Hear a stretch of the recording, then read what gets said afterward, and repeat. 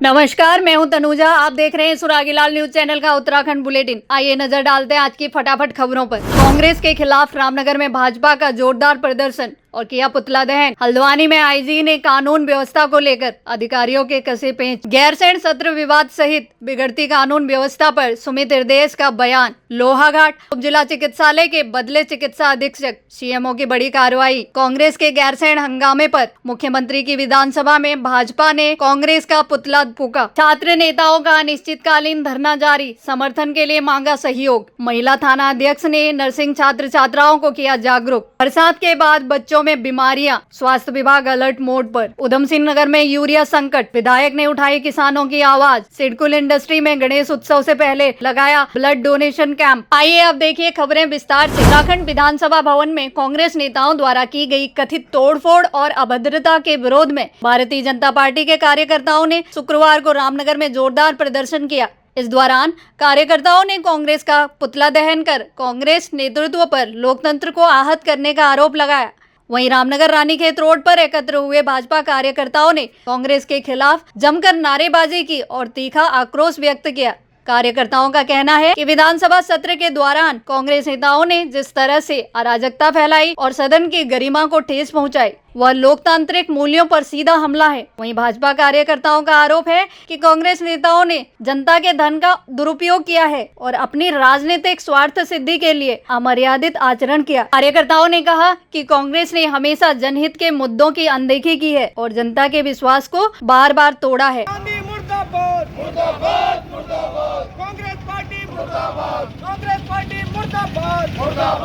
आज अभी उत्तराखंड में जो है यहाँ पर हमारा विधानसभा सत्र हुआ था गैरसैंण में, हमने और आप सभी लोगों ने देखा कि किस तरीके से जो है जिस सदन में प्रस्तुत उत्तराखंड की राजनीति से संदर्भित, उत्तराखंड के सामाजिक क्षेत्र से संदर्भित विषय पूछे जाने थे और जहाँ उत्तराखंड में इतनी बड़ी आपदाएं चल रही, उस संदर्भ में जहाँ प्रश्न पूछे जाने चाहिए और उत्तराखंड के विकास के लिए कोई प्रश्न पूछे जाने चाहिए थे, वहाँ पर जो है कांग्रेस पार्टी के द्वारा सदन का जो है बहिष्कार करना तो बहुत दूर की बात है, सदन का अपमान किया गया और किसी भी प्रश्न को नहीं उठाया गया। उसके ऊपर से वहाँ पर सदन के अंदर इतनी बदतमीजी दिखाई गई, तोड़फोड़ की गई, मतलब आत्मदाह जैसे जो है बातें कही गई, तो यह सदन का एक ऐसा अपमान था जहाँ पर प्रश्न पूछे जाने चाहिए थे। आपको जो है पक्ष से सरकार से प्रश्न पूछने चाहिए थे। आपको जो है इतनी बड़ी आपदा से अभी उत्तराखंड घिरा हुआ है, आपको सदन में अपने हमारे इस उत्तराखंड के लिए आपने प्रश्न पूछने चाहिए, मंत्रालय से प्रश्न पूछने चाहिए और आपने जवाब लेने चाहिए, लेकिन आपने न सवाल किए न आपने जवाब लिए। आप जो है वहाँ पर विरोध करते रहे, आपने सदन का अपमान किया और उत्तराखंड की जो संपत्ति है, जो हम सब लोगों की संपत्ति, जो हम सब लोगों के द्वारा जो है टैक्स से जो है हमारी संपत्ति, जो हाँ उत्तराखंड सदन में जो है संपत्ति है, उस संपत्ति को आपको तोड़फोड़ किया गया। आपने जो है कागज़ फाड़े, तो इस तरीके से आपने सदन का अपमान किया। इसलिए सदन का अपमान ही नहीं, पूरे उत्तराखंड का अपमान है। इसलिए आज रामनगर नगर मंडल में और रामनगर नगर मंडल के द्वारा यहाँ पर कांग्रेस पार्टी का पुतला दहन किया गया। नैनीताल जनपद में लगातार हो रही अराजकता, हत्याओं और हाल ही में चुनाव के दौरान हुए गोलीकांड को लेकर पुलिस की कार्यप्रणाली सवालों के घेरे में है। वहीं इसी के चलते कुमाऊं आईजी रिधिम अग्रवाल ने हल्द्वानी में अधिकारियों के साथ बैठक की और कानून व्यवस्था को दुरुस्त करने के सख्त निर्देश दिए। वहीं आईजी रिधिम अग्रवाल ने कहा कि कानून व्यवस्था से किसी भी तरह का कोई समझौता बर्दाश्त नहीं किया जाएगा। उन्होंने पुलिस अधिकारियों को निर्देशित किया कि अपराधियों के खिलाफ ठोस और सख्त कार्रवाई की जाए ताकि जनता में सुरक्षा का माहौल बन सके।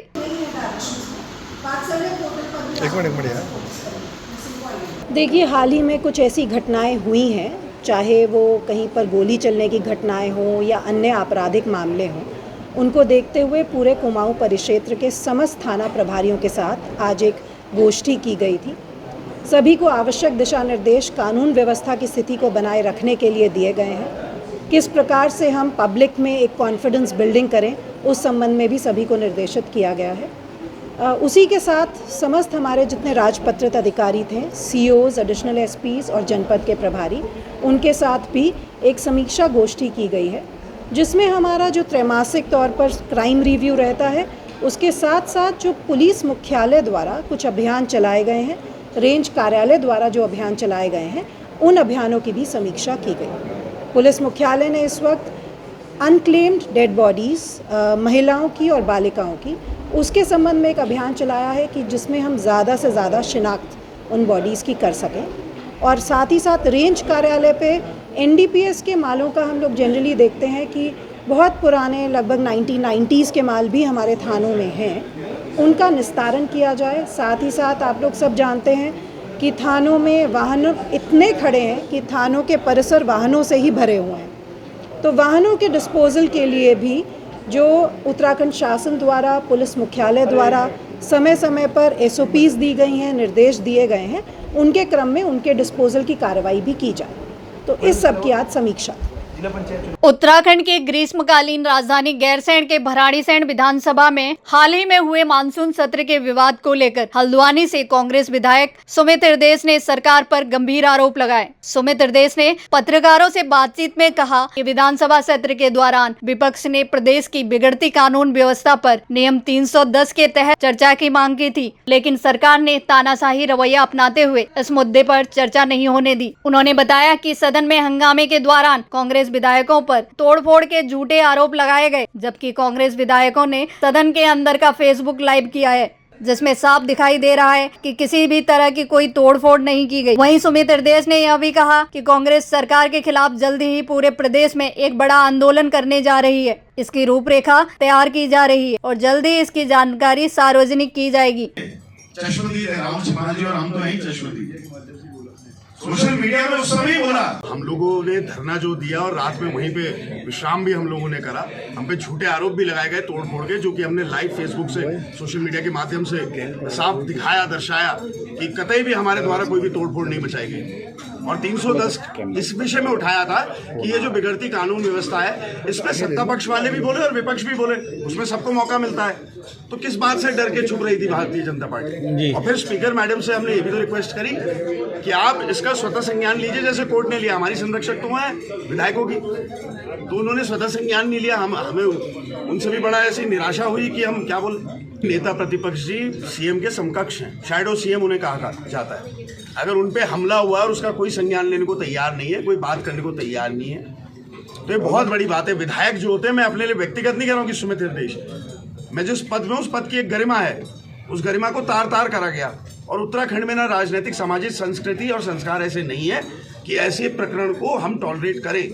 मेरा आपके माध्यम से उत्तराखंड वासियों से निवेदन है, इसको ना भूलिएगा। और भविष्य की जो राजनीति है, उसकी दिशा और दशा अगर ऐसी रही तो खून खराबा होगा। टेबल गिरी, लेकिन जो राजनीतिक स्तर इन्होंने गिराया, जब हमला हम पे करवाया है, उससे बुरा उस टेबल को दर्द नहीं हुआ होगा। ठीक है, सत्ता पक्ष के लोग भी चाहते थे कि 310 हो, तो दबाव है उन पे राजनीतिक, वो खुद दुखी हैं इन लोगों से, बहुत दुखी है। हम तो न्यायिक कार्रवाई मांग रहे हैं कि प्रभु महाराज, अपने ये जो आपका गुंडा जिला प्रशासन और पुलिस है, इसका पटल परिवर्तन कर दीजिए, आप कर दीजिए। यहाँ के लोग वैसे भी इन लोगों से बहुत परेशान हो चुके हैं। आधे शहर में लाल निशान लगा दिए, 16-16 मीटर की कनाल बनाएंगे बीच में, बताइए, सुभाष नगर आवास विकास में कुछ नहीं है।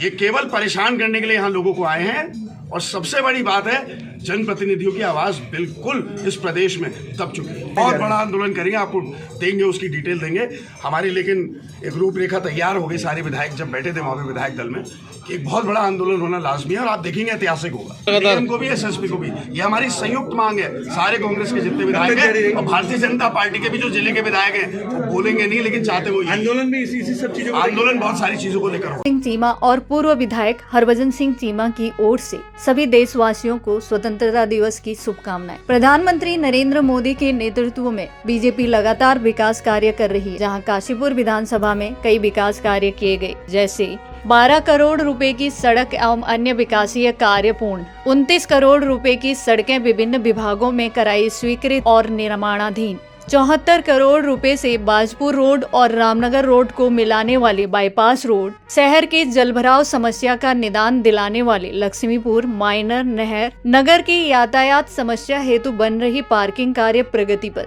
रोडवेज बस अड्डे का स्थानांतरण प्रस्तावित, एलडी भट्ट चिकित्सालय में 200 बेड का मल्टी स्पेशलिटी हॉस्पिटल बनाया जाना स्वीकृत। काशीपुर के महापौर दीपक बाली और नगर आयुक्त रविंद्र बिष्ट की ओर से आप सभी देशवासियों को स्वतंत्रता दिवस की शुभकामनाएं। प्रधानमंत्री नरेंद्र मोदी के नेतृत्व में बीजेपी लगातार विकास कार्य कर रही है, जहां काशीपुर नगर निगम में कई विकास कार्य किए गए, जैसे 7 फरवरी 2025 को शपथ ग्रहण के पश्चात नगर के मूलभूत आवश्यकताओं वाले वार्डों में 63 करोड़ की लागत के 505 सड़कों के निर्माण कार्य प्रगति पर। नगर की जनता जनार्दन की सुरक्षा हेतु समस्त वार्डों में 5000 स्ट्रीट लाइटों की स्थापना का कार्य प्रगति पर। सफाई व्यवस्था में आवश्यक सुधार हेतु डोर टू डोर कूड़ा एकत्रीकरण हेतु 30 नए वाहनों की व्यवस्था का कार्य प्रगति पर। नगर निगम परिधि में संचालित विभिन्न प्रकार के लाइसेंस में बिना कोई शुल्क वृद्धि किए व्यवसायियों को शुल्क एवं अर्थदंड में राहत। नगर निगम में ई रिक्शा के समुचित संचालन हेतु नियमों के अनुरूप प्रभावी नियंत्रण की नीति बनाना।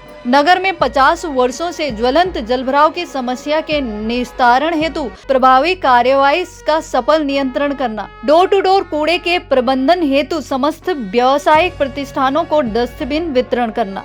नगर निगम स्तर से सभी नए 17 वार्डों में 190 करोड़ की लागत से अवस्थापना सुविधाएं, सड़क, बिजली, नाले, नाली, पार्क और आदि प्रस्तावित हैं। रजत जयंती पार्कों का कार्य यथाशीघ्र प्रारंभ किया जाना प्रस्तावित। आगामी अक्टूबर माह में जटिल स्थलों का आमजन की सुविधार्थ सड़कों का निर्माण करना। वार्ड नंबर 5 खजनाल गोसाई में आधुनिक गौशाला निर्माण कार्य प्रस्तावित है। राजकीय पशु चिकित्सालय में निर्मित कराए गए भवन में एबीसी कैंप का संचालन सुचारू किया गया। निगम सीमांतर्गत आमजन को शुद्ध पेयजल की आपूर्ति हेतु विभिन्न क्षतिग्रस्त पाइपलाइनों, ट्यूबवेल और अन्य कार्य हेतु जल संस्थान को 4 करोड़ की धनराशि हस्तांतरित की गई है। हिमालयन फूड पार्क परिवार की ओर से अश्विनी छाबड़ा, कुमाऊं प्रभारी, प्रांतीय उद्योग व्यापार मंडल, सभी प्रदेशवासियों को स्वतंत्रता दिवस की हार्दिक शुभकामनाएं देता हूं।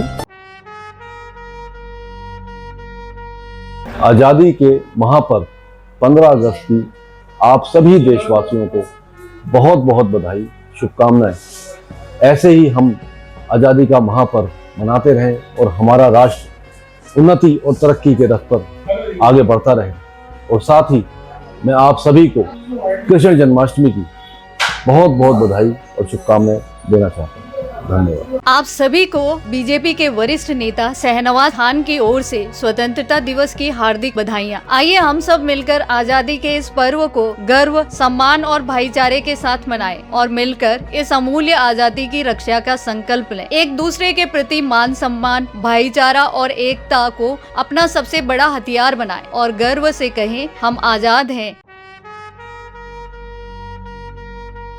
नमस्कार।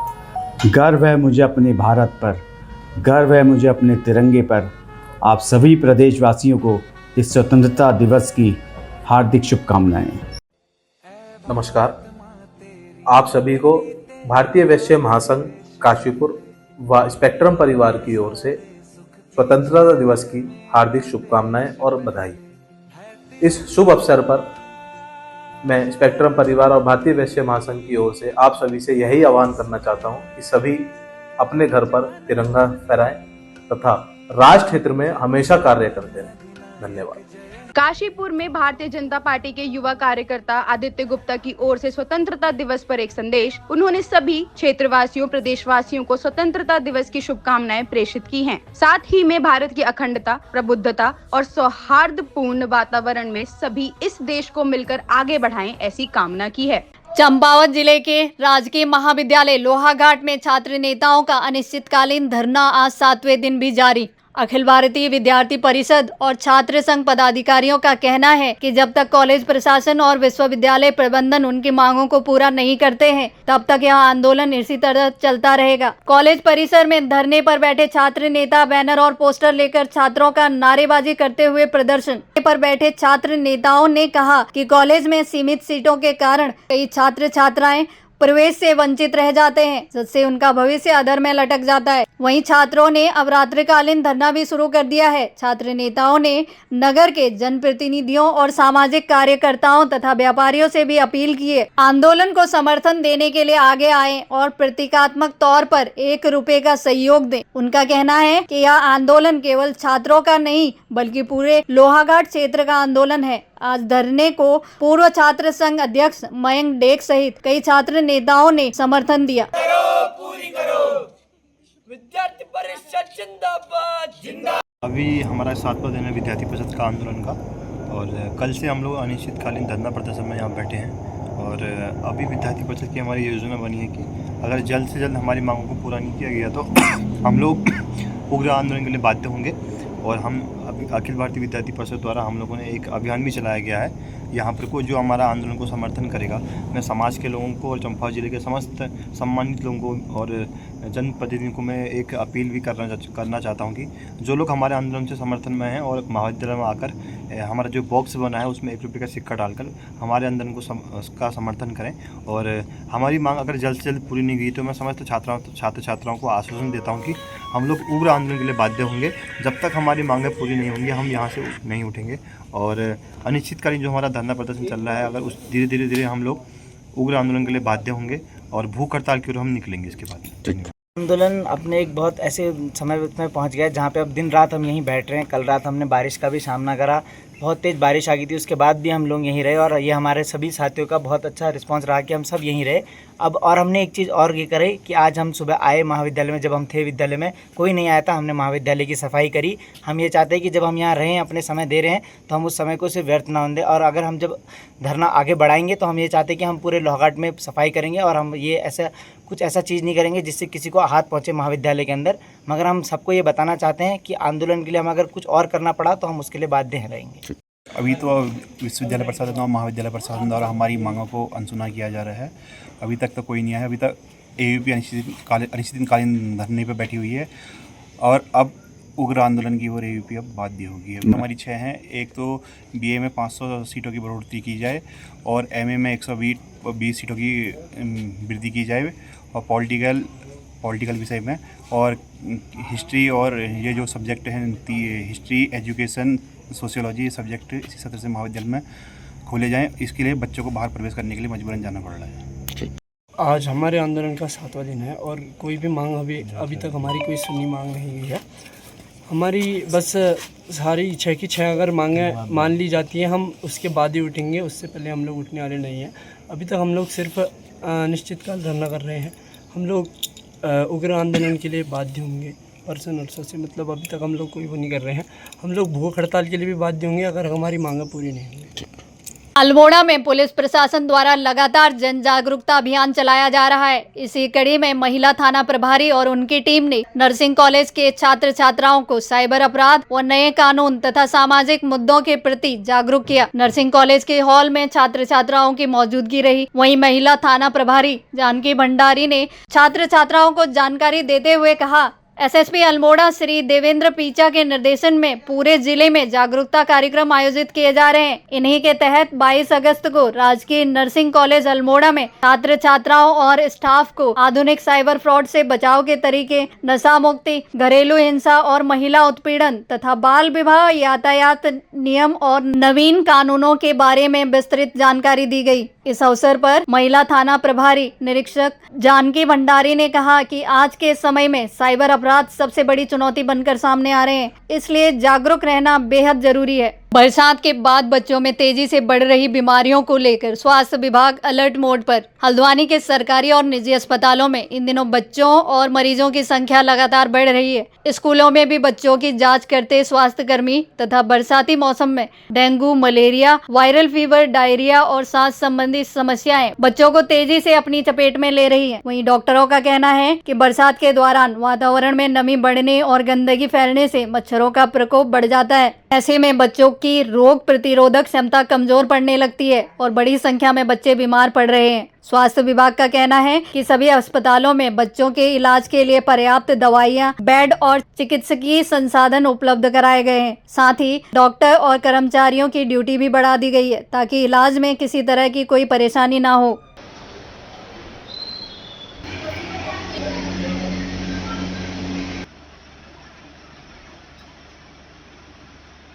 जो है बरसातों में जो बच्चों की बीमारी है, जिसमें मैक्सिमम जो बच्चे हमारे पास आ रहे हैं वो वायरल फीवर्स जैसे बुखार से पीड़ित और दस्त से पीड़ित आ रहे हैं, जिससे जो है बरसातों में ये अमूमन जो है बरसात में जो है दस्त और फीवर का होना, फीवर से बीमारी यहाँ पर जो है मरीज आ रहे हैं, जिसके इलाज के लिए हमारे बच्चों वाले डॉक्टर्स प्रयत्न कर रहे हैं, जिसमें हमारे अस्पताल में उसके इलाज के लिए भरपूर दवाइयाँ उपलब्ध है। इसमें जो है मेन तो यही है, बरसातों में जो है उबला हुआ पानी पीना चाहिए, बरसातों में जो है बरसात में भीगना नहीं चाहिए, जिससे जो है इस वायरल फीवर से बचा जा सकता है। और भरपूर बॉयल पानी और जो है लिक्विड डाइट लेना चाहिए।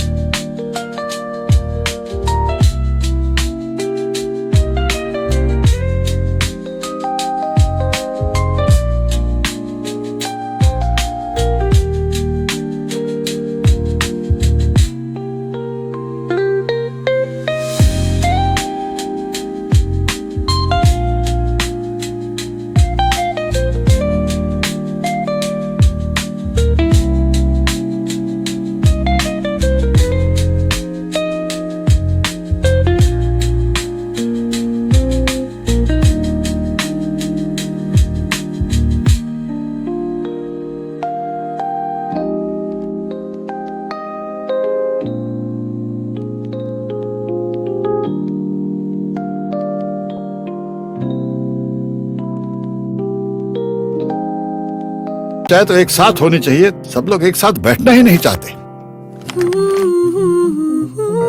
पापा, try this. लो, सब लपक लिए।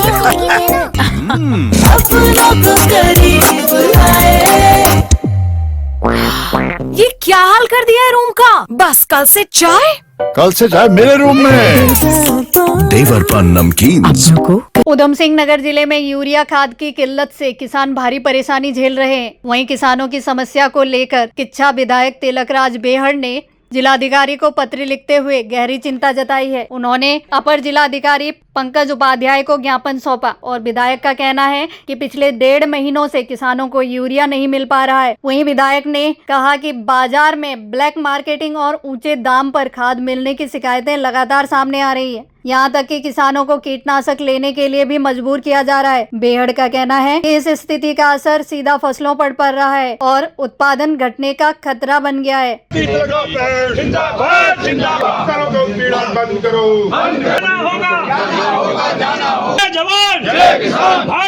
गहराता जा रहा है और खुद अभी एडीएम साहब ने माना है कि हम यूरिया उतनी नहीं दे पा रहे और के कारणों से दिक्कत आ रही है। तो ये दिक्कत दूर होनी चाहिए। किसान परेशान है। फसल की जो इस समय बीचों बीच स्थिति है धान की, अगर उसको नहीं मिली खाद तो गिरावट, पैदावार, सब कुछ क्वालिटी सब गिर जाएगी और होएगा कौन? किसान। एवरेज कम हो जाएगी तो किसान मरेगा। उसको किसान के ऊपर कर्जा है बैंक का, दुनिया का, तो हालात खराब है। सोसाइटियों के चुनाव नहीं हुए हैं, कोऑपरेटिव सोसाइटियों में खाद नहीं आ रही है, मिल नहीं पा रही है, खाद ब्लैक हो रही है। तो इसको लेकर हम सरकार का ध्यान आकर्षित करने की रियायत जिलाधिकारी के माध्यम से जिलाधिकारी से कहा है, वो है नहीं। एडीएम ने ज्ञापन लिया है कि इसको तत्काल व्यवस्था की जाए और नहीं तो फिर हम लोग इसके लिए लड़ाई लड़ेंगे। अगर ये नहीं होगा तो 4 दिन इंतजार करेंगे, हम फिर बड़ा प्रदर्शन करेंगे सरकार के इसके खिलाफ कि हमें तो खाद अब चाहिए ही चाहिए भैया। इस समय धान की जो स्थिति है कि आधा पेट खाली आधा भरा हुआ, खुराक नहीं मिलेगी। आधा धान आ चुका है ऊपर, उसके बाद उसको ऊपर बढ़ना है, धान बीच में खड़ा है, मांग कर रहा है, भूख लगी, धान को खाद दो खाद दो। जब तक खाद नहीं होगी तो धान की पैदावार कहां से आएगी, कैसे बढ़ेगी? तो उसको लेकर हम लड़ाई लड़ने के लिए आज शुरुआत की। हम आए, हम पिछले दिनों में इसको जल्दी उठाना चाहते थे पर इधर चुनाव था, फिर हम विधानसभा में चले गए। तो आज हमने सोचा इसकी हम शुरुआत करें और ये किसानों की लड़ाई हमारी रहेगी क्योंकि हम किसानों को सबसे ज्यादा प्राथमिकता देते हैं। सरकार तो खाली घोंसलेबाजी करती है, कहती है कि साहब हम किसानों को कर रहे हैं। आज खाद मिल नहीं पा रही, पूरे प्रदेश के अंदर हाहाकार है, आसपास सब जगह हाहाकार है। जो कहते हैं खाद हमारे पास सरप्लस है, भाषणों से काम नहीं चलेगा। धान को खाना चाहिए, खाद चाहिए, खाद उपलब्ध है कि इस टाइम तो चलो यूरिया की किल्लत चल रही है और यूरिया के साथ में नैनो यूरिया भी दे देते हैं। उसका छिड़काव तो हो नहीं पाता, उसको स्प्रे कराना पड़ता है, एक्स्ट्रा पैसा खर्च होता है किसान का और कई और सामान भी दिए जाते जबरदस्ती। अब ये इनको डीएपी और जो एनपी के हैं, अगर ये नहीं मंगाएंगे सीजन में फिर वो भी नहीं मिलेगी।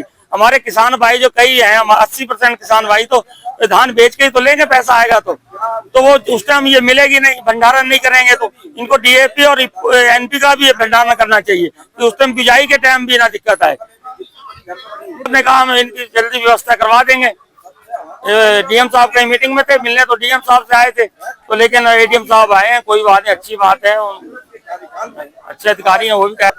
मेरा नाम राजेंद्र सिंह मक्कड़ है, मैं ब्लॉक अध्यक्ष हूँ भारतीय किसान यूनियन गदरपुर से, टिकैतपुर से। रुद्रपुर के सिडकुल क्षेत्र में एक बार फिर गणेश उत्सव की तैयारियां शुरू हो गई हैं। उत्सव से पहले कई इंडस्ट्रीज ने मिलकर ब्लड डोनेशन कैंप का आयोजन किया। गणेश उत्सव से पहले सिडकुल की इंडस्ट्री हर साल ब्लड डोनेशन कैंप का आयोजन करती है। इस परंपरा को कई सालों से निभाया जा रहा है। इस बार भी कैंप में लोगों ने बढ़ चढ़कर हिस्सा लिया। बताया जा रहा है कि हर साल करीब 100 यूनिट ब्लड डोनेट किया जाता है, लेकिन इस बार लक्ष्य से ज्यादा यूनिट ब्लड एकत्रित किया गया।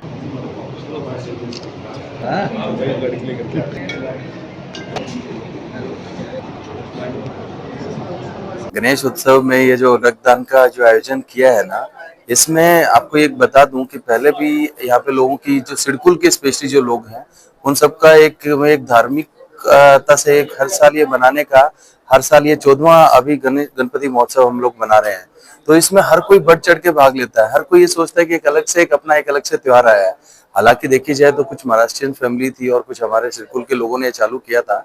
आज के दिन हर एक सिडकुल की इकाई उससे जुड़ गई है। तो आज के दिन भी हम लोग जैसे ही बात करें तो हम लोगों ने खुद ही बोला कि हर यूनिट से, हर इकाई से, कंपनी से सिर्फ 4-4 या 5-5 लोग ही आए, क्योंकि आप देख रहे हैं कि जो सिन्हा जी ने बोला कि 70 से ऊपर पार हो गया अभी से पहले, और अभी तो और बाकी लोग आते ही जा रहे हैं। हम लोगों ने 100 का प्लान किया था, अभी लग रहा है कि अभी 150 यूनिट तो हमें मिनिमम करनी पड़ेगी इस हिसाब से, क्योंकि हर कोई अपने उत्साह के हिसाब से कि मुझे भी देना है, ब्लड डोनेट करना है। क्योंकि आपने बोला है कि हर किसी ने बोला है, लास्ट में बोला गया कि रक्तदान महादान, तो रक्तदान से बड़ी कोई दान नहीं है। तो हम लोग ये एक्सपेक्ट कर रहे हैं कि इस परंपरा को हम लोग इस धार्मिक महोत्सव के साथ कंटिन्यू करेंगे आने वाले सालों में। इसे मैं बहुत ही पॉजिटिव तरीके से देख रही हूँ। सबसे पहले तो मुझे ये खुशी हो रही है कि जितनी भी महिलाएं रक्तदान कर पा रही हैं, इसका मतलब वो अपनी सेहत का बहुत ही ध्यान रख रही हैं। यूजुअली ब्लड डोनेट करने के लिए मिनिमम हीमोग्लोबिन 12.5 होना चाहिए। तो मैं तो यही कहूँगी कि अपनी सेहत का हर महिला स्वयं ध्यान रखे, और ब्लड डोनेट करना अपने आप में ही बहुत नेक काम है। तो ये निरंतर करते रहना चाहिए, अपनी खुद की बॉडी के लिए भी बहुत बढ़िया है। I thank all the females over here on behalf of हमारा जो ये ब्लड बैंक है, Shaheed Udham Singh memorial blood bank. Thank you. मैं मनदीप कौर हूँ and I am into hospital management and administration.